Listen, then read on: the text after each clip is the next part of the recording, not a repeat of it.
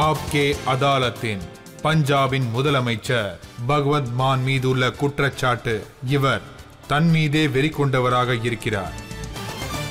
மான் சார், இப்பெல்லாம் நானே கவனிக்கிறேன், நீங்க உங்களையே ரசிக்கிறீங்க.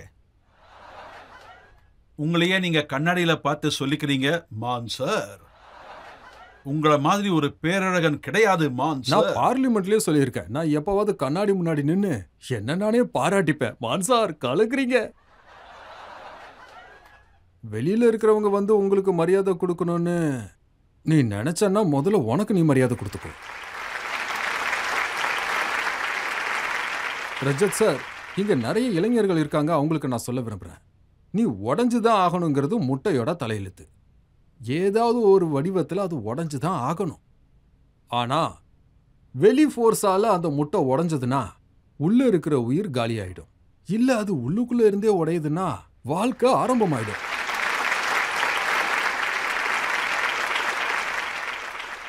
நீங்க யாரு?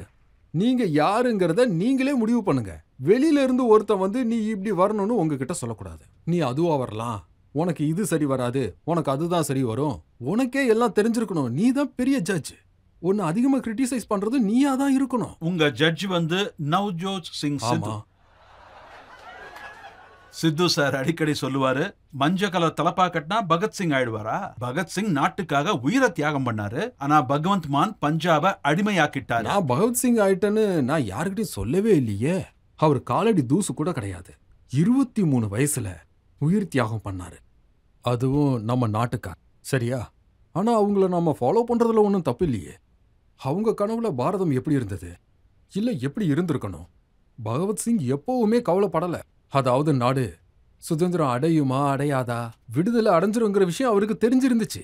ஆனா அவர் கவலைப்பட்டது ஒரே ஒரு விஷயத்துக்கு தான், விடுதலை ஆனதுக்கு அப்புறம் இந்த நாடு யாரு கைக்கு போகும்.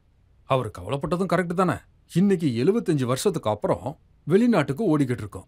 இவங்களை விரட்ட பகத்சிங் மாதிரியான ஆளுங்க, அப்புறம் உத்தம் சிங் மாதிரியான ஆளுங்க, அவங்களாம் எவ்வளவு தியாகம் பண்ணியிருக்காங்க. அப்புறம் கர்த்தார் சிங், சராபா ராஜ்குரு, சுகுதேவ், நம்ம இளைஞர்கள் தூக்குல தொங்குனாங்க ஆங்கிலேயர்களை இந்த நாட்டை விட்டு விரட்ட. ஆனா இன்னைக்கு 30-40 லட்சத்தை டிராவல் ஏஜென்ட்டுக்காக நம்ம கொடுக்குறோம். அவங்க கிட்ட லைன்ல நிக்கிறோம் ஆங்கிலேயர்கள் கிட்ட போறதுக்கு. அப்ப நம்ம என்ன பண்றோம்? அதாவது பகத்சிங்கோட கனவின் சுதந்திரம் அது இந்த மஞ்சள் கலர் பகுடியை போட்டுக்கிட்டு எங்கேயாவது வெளியே போனா அதுக்கு யாருக்கும் எந்த பிரச்சனையும் வரக்கூடாது. இன்னும் சொல்ல போனா இந்த சித்து சார் அவரு சீனியர். லாஃப்டர் சேலஞ்சில் எனக்கு ஜட்ஜா வந்தாரு. சில நேரங்கள்ல எனக்கே ஆச்சரியமா இருக்கும், அப்படின்னா என்னத்தை சொல்லிட்டேன்னு இவர் தொடர்ந்து சிரிச்சுக்கிட்டே இருக்காரு, ஜோக்கர் மாதிரி. அது அவரோட ஸ்டைலே வேற. அது அவரோட ஸ்டைலு. காங்கிரஸ்ல இருக்காரு, பிஜேபியில இருந்தாரு, ஆனா அதுக்கு முன்னாடி அகாலிதள்லயும் இருந்தாரு. அதோட அது மட்டும் இல்லாம எல்லாருக்கும் ஒரு கவிதை ஒன்று சொல்லுவாரு. மோதிக்கும் சொல்லுவாரு, ஆசாராமுக்கும் சொல்லுவாரு, சோனியாவுக்கும் அதே கவிதை, மன்மோகன் சிங்க்கும் அதே கவிதை. குறைஞ்சபட்சம் நான் சந்தர்ப்பத்துக்கு தகுந்த மாதிரி பேசுறேன்ல, சில இடங்கள்ல நான் அடக்கி வாசிப்பேன். அவர் ஸ்டைலே வேற, திருத்த முடியாது. ஒரு தடவை நீங்க சொல்லியிருக்கீங்க, நான் அவருடைய ஃபேன், அவர் தான் என்னுடைய ரோல் மாடல். ஆமாங்க, நான் அவரோட கிரிக்கெட் ஃபேன். அவரு ஓப்பனரா வரும்போது இன்னைக்கும் ஃபேனா இருக்கேன். ஆமாங்க, ஸ்ரீகாந்த் கூட வருவாரு ஓப்பனர். அப்போ நான் நிறைய கிரிக்கெட்லாம் பார்ப்பேன், அதான் அவரோட ஃபேனா இருக்கேன். இதெல்லாம் ஆட்சேபிக்க கூடாது. ஆனா எல்லாரும் என்ன சொல்றாங்கன்னா, ஆம் ஆத்மி பார்ட்டியோட லீடர் கேஜ்ரிவால் அவர்கள் அவரை பார்ட்டி ஃபேஸா முன்னிறுத்த போறதா கேள்விப்பட்டோம். அட, நான் சொல்ல போனா நானே கெஜ்ரிவால் சார்கிட்ட விண்ணப்பம் வச்சிருந்தேன். நவ்ஜோத் நம்ம பார்ட்டியில வர ஆசைப்பட்டார்னா, அதாவது அவரை சிஎம் ஆக்கணும்னு அவர் விரும்பினார்னா, நீங்க என்கிட்ட கேட்க வேண்டிய அவசியமே இல்லை. நீங்க தாராளமா ஆக்கிடுங்க, எனக்கு ஒன்றும் பிரச்சனையே இல்லை. எந்த போஸ்ட்லனாலும் நான் வேலை செய்ய தயார். என்னோட லட்சியம் பஞ்சாபை காப்பாற்றணும். பஞ்சாபை ட்ரக்ல இருந்து காப்பாற்றணும். பஞ்சாபை நம்மளோட பிரெயின் ட்ரைன் ஆகுது. இங்க இருக்கிற இளைஞர்கள்லாம் கனடாவுக்கு ஓடி போயிடுறாங்க. இந்த விஷயத்துல நான் நாற்காலிக்கு முக்கியத்துவம் கொடுத்ததில்ல. ஆனா அவரே சொன்னாரு, நான் அங்க போறேன்னு சொல்றாரு. என்ன பண்றது? பஞ்சாபை மாத்த வந்திருக்கிறதா நீங்க அடிக்கடி சொல்றீங்க. ஆனா சித்து சார் சொல்றாரு, இவர் மாத்துறதுக்காக வரல. 1.5 வருஷத்துல இவர் எதையுமே மாத்தல. இவர் மாத்தின ஒன்னே ஒண்ணு அவருடைய மனைவியை தான்.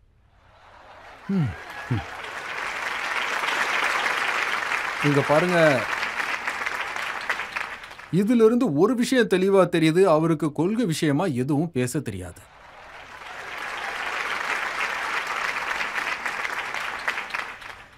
எனக்கு ரெண்டாவது கல்யாணம் நடந்தது. அது லீகலா நடந்தது.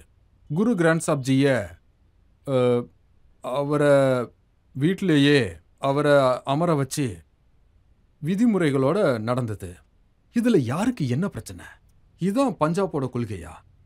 சித்து சார் சொல்றாருல, அதாவது நான் மனைவிய மாத்துறேன், வேற எதையும் மாத்தலன்னு சொல்றாரு.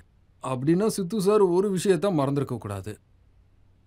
அவருக்கு இருக்கிறது கூட ரெண்டாவது அம்மா தான்.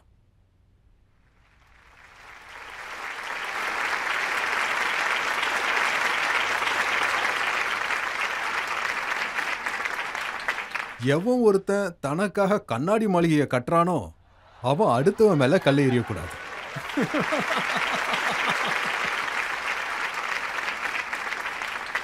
என் ஒய்ஃப் அவங்க டாக்டர், அவங்க ஒரு எம்பிபிஎஸ். அவங்க அரசியல்ல இது வரைக்கும் என்ன எப்படி சொல்றது, இது வரைக்கும் வரல. ஆனா சோஷியல் ஒர்க்லாம் நிறைய பண்றாங்க. ஆனா நீங்க அவங்கள போய் விமர்சனம் பண்ணிக்கிட்டு இருக்கீங்க. உங்க தகுதியை ஏன் இவ்வளவு மட்டமா கொண்டு போய்கிட்டு இருக்கீங்க? இப்படிலாம் கமெண்ட் பண்றது நல்லது இல்ல. பர்சனல் விஷயம்லாம் கூடாது.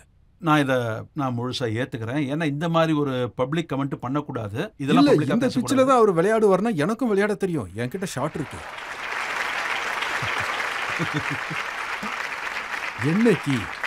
என்னைக்கு அவரு இத சொன்னாரோ அன்னைக்கு அங்க உட்கார்ந்திருந்த 80% பேருக்கு ரெண்டாவது மனைவி, மூணாவது மனைவி, ஏன் மூணாவது அம்மா, ரெண்டாவது அம்மாலாம் இருக்கு.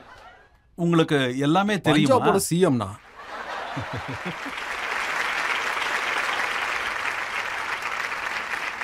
இப்பெல்லாம் பாதல் குடும்பத்தோட அவர் ரொம்ப அதிகமா மோதுறாரு. மெஜிட்டியா சார் கூட அடிக்கடி சொல்றாரு, இப்ப கட்டி பிடிக்கிற நேரம் வந்தாச்சு. அது என்னன்னா, இந்த சித்து சாருக்கும் மெஜிஸ்டியா சாருக்கும் இருக்கே, ரெண்டு பேரும் கெட்ட கெட்ட வார்த்தையில திட்டிப்பாங்க. எதிரா எலெக்ஷன்ல நிப்பாங்க. ரெண்டு பேருமே தோத்தும் போயிருவாங்க. எவன் ஜெயிச்சான்? ஜீவன் ஜோத்னு ஒரு பொண்ணு. அந்த பொண்ணு என்ஜிஓ நடத்துறாங்க. அவங்க ஜெயிச்சிட்டாங்க. இந்த ரெண்டும் தோத்துருச்சு. ஒரு ஃபங்க்ஷன்ல ரெண்டு பேரும் கட்டியும் பிடிச்சுக்கிறாங்க. பாராட்ட வேற செய்றாங்க. இந்த இடத்துல தான் மக்கள் நம்மளை ஏமாத்துறாங்களோன்னு நினைக்கிறாங்க. என்னத்தன்னு சொல்றது? இவங்க கூட இருக்கறனால நாங்களும் சொந்தக்காரங்க, தாத்தா பாட்டி யாரா இருந்தாலும் நாங்க இந்த பக்கம் இருக்கோம், பேச மாட்டோம்னு நாங்க சொல்றோம். ஆனா அங்க பாருங்க, அவங்க ரெண்டு பேரும் கட்டி பிடிச்சு ஒன்னா சேர்ந்துக்கிட்டாங்க. அதான் ஒரு விஷயத்த செய்யணும்னா அத ஒழுங்கா செய்யணும். ஒரு கவிதை இருக்கு, புத்திசாலித்தனமாக விரோதிக்க வேண்டும், ஆனால் கவனம் இருக்கட்டும், மீண்டும் நண்பனானால் வெட்கப்படக்கூடாது. இப்ப ரெண்டு பேருமே வெட்கப்படுறாங்க. ஆனா அவங்க ரெண்டு பேரோட ஃப்ரெண்ட்ஷிப் இருக்கே, அது பகவந்த் மானுக்கு எதிரா இருக்கு. எந்த பாஷைய சித்து பேசுறாரோ அதே பாஷையத்தான் பாதலும் பேசுறாரு. சுக்பீர் பாதல் ரீசெண்டா சொல்லியிருக்காரு, இந்த சிஎம் ஒரு பைத்தியம். ஆஹா, உண்மை என்ன? உண்மைதான் என்ன? பாருங்க, பிரகாஷ் சிங் பாதில் தோத்துட்டாரு, சுக்தேவ் பாதில் தோத்துட்டாரு, மாப்பிள்ள தோத்துட்டாரு, மச்சானும் தோத்துட்டான், சொந்தக்காரனும் தோத்துட்டான், மருமகன் தோத்துட்டான், கேப்டன் அமர்ந்தர் சிங்கும் தோத்துட்டாரு, ஷன்னி தோத்துட்டான், எல்லாவனுமே தோத்துட்டான். இப்போ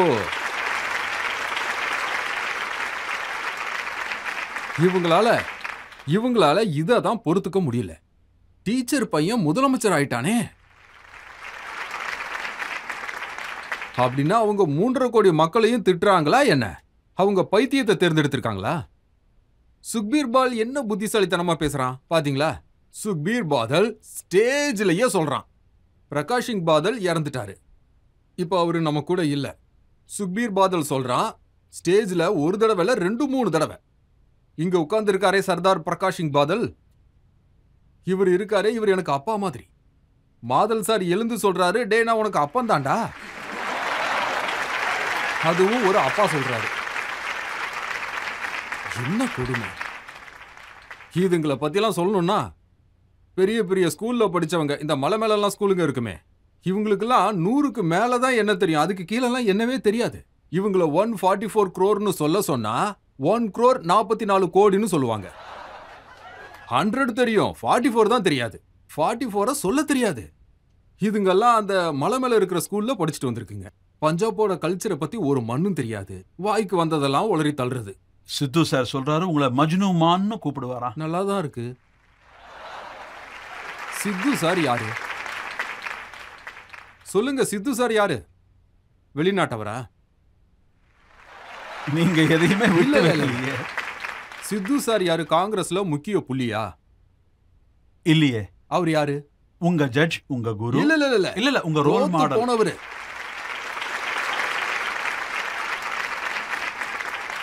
அவருடைய இன்னொரு பார்ட்னர் சுக்பீர் பாதல். அவர் டெபுட்டி சிஎம்மா இருந்திருக்காரு, அரசாங்கத்தை நடத்தினவர். அவர் என்ன சொல்றாருன்னா, பகவந்த் மான் குடிக்க உட்கார்ந்துட்டா 7 நாளைக்கு வெளியே வரவே மாட்டாரு. கிட்டத்தட்ட 12 வருஷமா இதை சொல்றாங்க. பகவந்த் மான் டே அண்ட் நைட் குடி போதையில மிதந்து கிடப்பாராம். சார் நீங்களே சொல்லுங்க, உங்களுக்கு ரிலேட்டிவ்ஸ் இருப்பாங்க, அண்ணன் தம்பிங்க இருப்பாங்க, ஏன் இங்கேயோ கூட யாராவது இருப்பாங்க. எவன் ஒருத்தன் 12 வருஷமா டே அண்ட் நைட் குடிக்கிறானோ அவன் உயிரோட இருப்பானா? இருக்க மாட்டான் தானே? மாட்டான் தானே? ஏன் லிவர் மட்டும் என்ன இரும்பாலையா செஞ்சிருக்காங்க?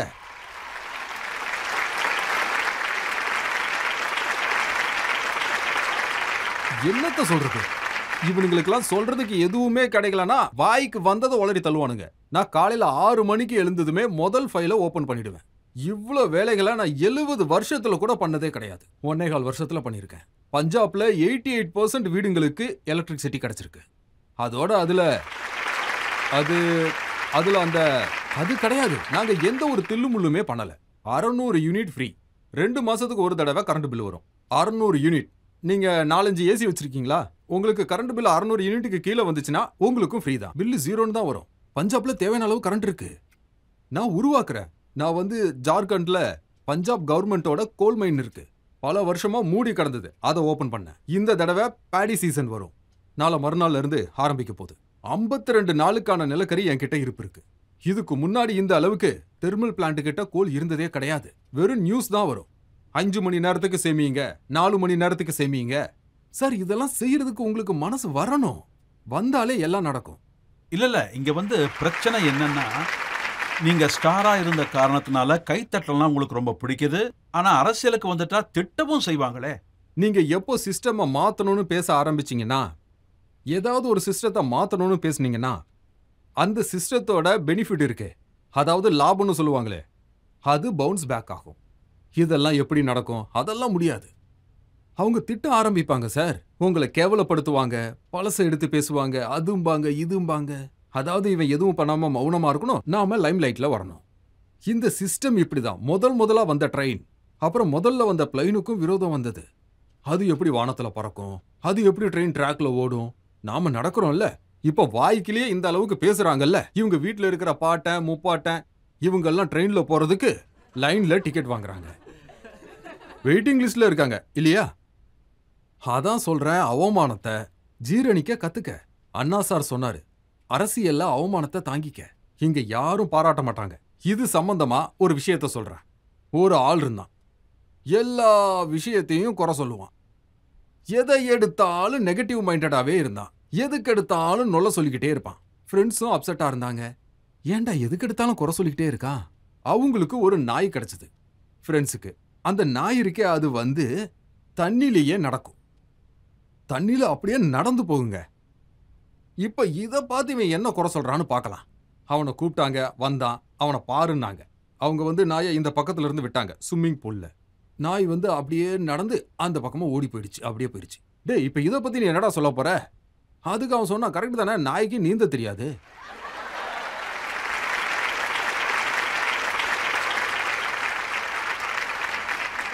இவங்க எல்லாருமே இப்படிதான். அவங்களால எதுவும் செய்ய முடியலன்னா அடுத்தவனை திட்டிட்டு தான் இருப்பானுங்க. அரவிந்த் கெஜ்ரிவாலை திட்டுங்க, என்னையும் திட்டுங்க, திட்டிட்டு போங்க. நாயா இருந்தா குறைக்க தானே செய்யும். அதெல்லாம் கண்டுக்காம நாங்க வேலை செஞ்சுட்டு தான் இருப்போம். ஒரு தடவை ரொம்ப அருமையான ஒரு கவிதையை சொன்னீங்க, பேச்சுவார்த்தை நடக்கிறது. பேசத் தொடங்கினார்கள். 56 இன்ச் மார்பை காட்டியவுடன் பேசத் தொடங்கினார்கள்.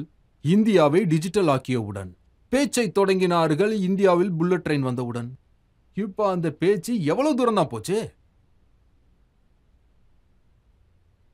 இப்ப என்ன பண்ணுவாங்க? பேசுறதுக்கு அவங்க கிட்ட டாபிக்கே இல்லையே.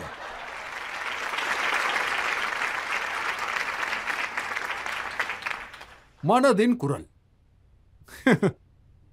மோதியின் மனதின் குரலை மக்கள் 2 வாட்டி கேட்டுட்டாங்க. அவரை பிஎம் ஆக்கிட்டாங்க. மக்கள் சொல்றத கேளுங்க, மனசுல பட்டதை பேசாதீங்க. மக்களின் மனதின் பேச்சை கேளுங்க. சிலிண்டர் காஸ்ட்லி ஆயிடுச்சு. சிலிண்டர் விலை அதிகமாயிடுச்சு, வேலை வாய்ப்பு இல்ல. ஆனா இங்க பாத்தீங்கன்னா எல்லாமே வித்து போயிடுது. ட்ரெயின், எண்ணெய், வெண்ணெய். மான் சார், உங்களுக்கு எப்பெல்லாம் சந்தர்ப்பம் கிடைக்குதோ அப்பெல்லாம் நீங்க குதர்க்கமா தான் பேசுறீங்க. ஸ்பீக்கரோட சேம்பர்ல ஏதாவது பேசுங்கன்னு சொன்னா நீங்க நேரா காட்டோட சட்டத்தை எடுத்து விட்டீங்க. ஒரு விஷயத்தை தலைகீழா பார்க்காதீங்க. ஒரு விஷயத்தை நேரா பார்த்தாதான் உங்களுக்கு புரிய வரும். அந்த செஷன்ல நிறைய வாக்குவாதங்கள் நடந்தது. அப்போ ஸ்பீக்கர் சார் சொன்னாரு, பகவான், நிலைமை ரொம்ப மோசமா போகுது, எதுவும் சரியா இல்ல, நீ கொஞ்சம் சரி பண்ணுன்னு சொன்னாரு. Laughter is the best medicine, கொஞ்சம் மருந்து கொடுன்னு சொன்னாரு. அப்போ நான் ஒரு விஷயத்த சொன்னேன், அத உங்களுக்கும் சொல்றேன், உங்களுக்கும் டென்ஷன் குறையும். எலெக்ஷன் கமிஷன் எப்போ காட்டுக்குள்ள எலெக்ஷனை அறிவிச்சாங்களோ, எலெக்ஷன் கமிஷன் எப்போ காட்டுக்குள்ள எலெக்ஷனை அனௌன்ஸ் பண்ணாங்களோ, எல்லா மிருகங்களும் தங்களோட பிரச்சாரத்தை தொடங்கிட்டாங்க. சிங்கம் ஆட்டுக்குட்டியோட வீட்டுக்கு போச்சு. போய், தங்கச்சி வணக்கம், எல்லாரும் எப்படி இருக்கீங்க? ஆடு சொல்லுச்சு, நல்லா இருக்கும். ஆனா மனசுல ஒரு குழப்பம் இருக்கு. ஏன்னா சிங்கமே இங்க கையெடுத்து கும்பிட்டு நிக்குதே. அதுக்கு சிங்கம், தங்கச்சி சங்கடப்படுத்தாதம்மா, இனிமேல் காட்டுல நாம ஒன்னாதான் வாழ போறோம். இந்த சிங்கம் அங்கிள் யாரையும் ஒண்ணும் பண்ண மாட்டேன்னு எல்லாருக்கிட்டையும் சொல்லிடு. இனிமேல் நீங்க உங்க குடும்பத்தோட சந்தோஷமா வாழுங்க. ஆனா வரப்போற எலெக்ஷன்ல கொஞ்சம் எனக்காக ஓட்டு போட்டுருங்க. இப்ப அடுத்தத பாருங்க. அடுத்தது என்ன நடக்குதுன்னா, சம்பல் காடு அப்படியே பச்சை பசேல்னு கண்ணுக்கு தெரிஞ்சது. சம்பல் காடு அப்படியே பச்சை பசேல்னு கண்ணுக்கு தெரிஞ்சது. பூனைகளும் எலிகளுக்கு கம்பளிகளை கொடுத்தது. பாதி காடு உனக்குன்னு குள்ள நரிக்கிட்ட சொல்லியாச்சு. நல்லா கேட்டுக்கங்க, பாதி காடு உனக்குன்னு குள்ள நரிக்கிட்ட சொல்லியாச்சு. பகல்லையும் இருட்டாதான் இருக்குன்னு ஆந்தைக்கும் புரிய வச்சாச்சு.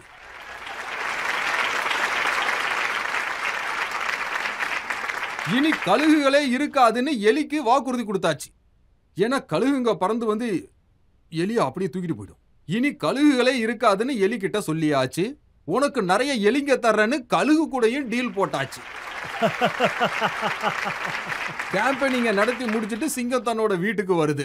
பெண் சிங்கத்துக்கு ஒரே சந்தோஷம், ஏன்னா சிங்கம் வீட்டுக்கு வந்துட்டாரே. பெண் சிங்கம் சொல்லுது, மை டார்லிங், மை ஹஸ்பண்ட், எனக்கு ஊர் சுத்தி பார்க்க ஆசையா இருக்கு. ஒரு சின்ன முயலா சாப்பிடணும்னு எனக்கு ரொம்ப ஆசையா இருக்கு. சிங்கம் சொல்லுது, மை டார்லிங், உன்னை கும்பிட்டு கேட்டுக்கிறம்மா, நீ எவ்வளவு நாளும் முயலை சாப்பிட்டுக்கோமா ப்ளீஸ். ஆனா எலெக்ஷன் மட்டும் முடிச்சுக்கிட்டோம் ப்ளீஸ். இந்த இடத்துல நான் என்ன சொல்ல வரேன்னா, பப்ளிக்கு முதல்ல வாக்குறுதி கொடுக்கறாங்க. அதுக்கப்புறம் 5 வருஷத்துக்கு அவங்கள ஒரு முயல் மாதிரி ட்ரீட் பண்றாங்க. அடுத்த எலெக்ஷன் வர்ற வரைக்கும் பப்ளிக்க நல்லா சுரண்டு, இந்த டாக்ஸ போடுங்க, அந்த டாக்ஸ போடுங்க. இதெல்லாம் ஏன் பப்ளிக் மேல போடுறீங்க?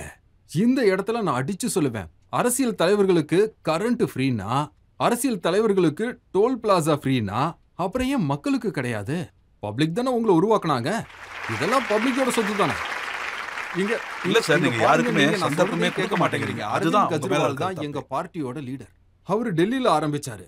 அதாவது லேடிஸ் எல்லாருக்கும் bus free, treatment free, education free. ஆனா இவங்கள பாருங்க, அதாவது இந்த அப்போசிஷன் பார்ட்டிஸ், அவங்க சொல்றது கெஜ்ரிவால் ஃப்ரீயா அள்ளி அள்ளி கொடுக்கறாராம், இலவசமா வாரி வழங்குறாராம். நான் என்ன சொல்றேன், இது நல்ல விஷயம் தானே. 300 யூனிட் கரண்ட், அப்புறம் கொஞ்சம் இது இல்லாம மெடிக்கல் ட்ரீட்மெண்ட், அப்புறம் பஸ் பயணம், இது எல்லாமே நல்ல விஷயம் தானே. ஃப்ரீயா தானே கொடுக்கறாரு. சரி, ஒவ்வொரு வீட்டுக்கும் 15 லட்சம் கொடுக்கறேன்னு சொன்னாங்களே, அது மட்டும் என்னவா? அதை பத்திலாம் பேசக்கூடாது. அதை பத்திலாம் நீ ஏன் பேசுற? நான் இத பார்லிமெண்ட்ல நேரடியாவே கேட்பேன். இப்ப சொல்லுங்க, மோடி சார் நல்ல நாள் எப்போ வரும்? சரி, இங்க சில பேர் கேள்வி கேட்க ஆவலா இருக்காங்க. நான் உங்களோட இன்டர்வியூ ஒன்னு பார்த்திருக்கேன். அப்போ நீங்க வெளிநாடு போயிட்டு இருந்தீங்க. அதுல ஏர்லைன் வெளிநாட்டு ஏர்லைன் மக்களும் வெளிநாட்டு மக்கள். அங்க வந்து நீங்க ஹேர் ஹோஸ்டஸ் கிட்ட உங்க பாஷைய ரொம்ப ஸ்டைலா பேசிட்டு இருந்தீங்க. அது என்ன சம்பவம்? கொஞ்சம் நீங்க சொல்லுங்களேன். இத வந்து நீங்க செல்ஃப் கான்ஃபிடன்ஸ் கூட சொல்லலாம். அப்படி சொன்னீங்கன்னா நல்லா இருக்கும். Self confidence. அது வந்து என்னன்னா, நான் வெளியூர் போயிட்டு இருக்கேன். அது New York flight, Air France flight. இங்க இருந்து பாரிஸ், பாரிஸ்ல இருந்து நியூயார்க். பாரிஸ்ல இருந்து நியூயார்க் போகும்போது என் பக்கத்துல ஃபாரினர்ஸ் இருந்தாங்க, இங்க நியூக்ரோஸ் இருந்தாங்க, நடுவுல மாடல் நான் தான். அப்பதான் நான் யோசிச்சேன், 9:30 மணி நேரம் இது பறக்க போகுது. மான்சார், 9:30 மணி நேரம் நீ பேசாம இருந்தன்னா உங்களுக்கு பைத்தியம் பிடிச்சிரும். 9:30 மணி நேரம் இவங்க கிட்ட என்னத்த பேசுறது? சரி, ஏதாவது செய்வோம். அப்ப என் கூட இருந்தார் இல்லையா, அதான் கோ ஆர்டிஸ்ட். நாங்க ஒரு ப்ரோக்ராமுக்காக போய்கிட்டு இருக்கோம். என்ன நடந்தாலும் சரி, நான் வந்து இப்ப சண்டை போட போறேன். நீங்க எல்லாரும் கண்ணை மூடி தூங்குங்க. உங்களுக்கும் எனக்கு எந்த சம்மந்தமும் இல்லை. நான் வந்து பெல் அழுத்தின, ஏர் ஹோஸ்டஸ் வந்தாங்க, மே ஐ ஹெல்ப் யூ. நான் வந்து என்னோட ஸ்டைல்ல ஒரு லாங்குவேஜையே உருவாக்கி கான்ஃபிடென்ட்டா அடிச்சு விட்டேன். நான் சொன்ன ஹலி ஹிஸ்தா லாலா பெங்கே ஹம்கே ஹுஸ்தா லாலா, ஹலி ஹிஸ்தே லாலா, ஹலி ஹிஸ்தே லாலா ஹம்கே ஹும்கே ஹும்கே புஸ்தா லாலா. அவ பாடன். நான் சொன்ன ஹிஸ்தே லேலே ஹம்கோ கும்கா ஹஸ்தா ஹலா, ஹலி ஹிஸ்தே லேலே ஹம்கோ ஹுக்கா ஹாஹி ஹி ஹுகா ஹதேலே. Sorry sir, I can't understand your language. நான் பாடி லாங்குவேஜ்ல கோவத்தை காட்டினேன். இன் பலிஸ்தா லாங்குவேஜா, ஹெரா பிஸ்தா, ஹெரி பிஸ்பிஸ்தாரா, ஹிம்பல பிஸ்தி, ஹேர் இந்தியா லூதா பிஸ்தி, ஹிம்பிஸ்தி, ஹிம்பல பிஸ்தி, ஏர் பிரான்சி, லூரா பிஸ்தி ரிங். இப்போ ரஜத் சார், இவன் நம்ம ஏர்லைன்ஸ் திட்டுறாங்கிறது அவளுக்கு நல்லா புரிஞ்சு போயிடுச்சு. நடுவுல லுஃப்தான்சான்னு சொல்லிட்டேனே. அவ சொன்னா வெயிட். அவ போய் பிளேன் கேப்டனையும் கூப்பிட்டுட்டா. கேப்டன் வந்தாரு. ஹோ எஸ் ப்ளீஸ், ஹேர குஸ்தா பிரீக் விஸ்தா, ஹேர குஸ்தா பிளீக் விஸ்தா, ஹிரி விஸ்தா லாலா குஸ்தரா ஹுந்தரா வஸ்தால சுதா. என்னை பார்த்து ப்ளீஸ் கம் வித் மீ அப்படியே முன்னாடி கூட்டிட்டு போனான். என் வாய்க்கிட்ட மைக்கை வச்சுட்டான், முன்னாடி நிக்க விட்டுட்டான். ஸ்பீக். நான் உடனே அகர் விஸ்தா அங்கே விஸ்தா பிஸ்தா லாலா எங்கள பிஸ்தலா பொல பொலஸ்தி.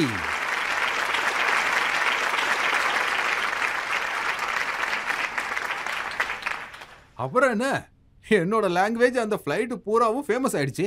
இப்போ அவன் அங்க ஆங்கிலத்துல சொல்ல ஆரம்பிச்சான். இந்த லாங்குவேஜ் யாருக்காவது தெரிஞ்சிச்சுன்னா தயவு செஞ்சு ஓடி வந்துருங்க. இப்படி ஒரு லாங்குவேஜ் இருந்தா தானே எவனாவது கான்டாக்ட் பண்ணுவான். அத திரும்ப என்கிட்ட கேட்டா என்னாலையும் சொல்ல முடியாதே. நான் ஒரே ஒரு வேர்டை தான் பிடிச்சு வச்சிருந்தேன், பிலிவோஸ்தி. எண்டுல நான் அதை சொன்னதுனால இவன் எதையோ உன்னை கேட்டு அடம் பிடிக்கிறானா அவங்க புரிஞ்சுக்கிட்டாங்க.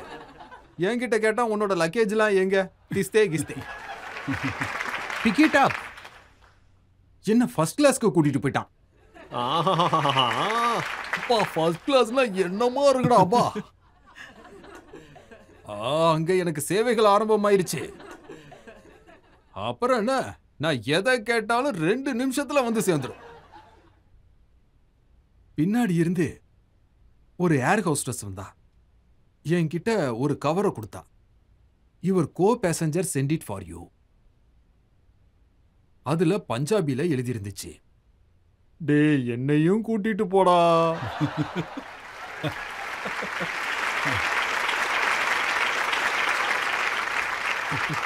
நான் என்ன பண்ணேன், அதே பேப்பர்ல பேக் சைட்ல நான் எழுதி அனுப்புனேன், சாரி, இது நான் என்னோட உழைப்பால சம்பாரிச்ச சீட்டு.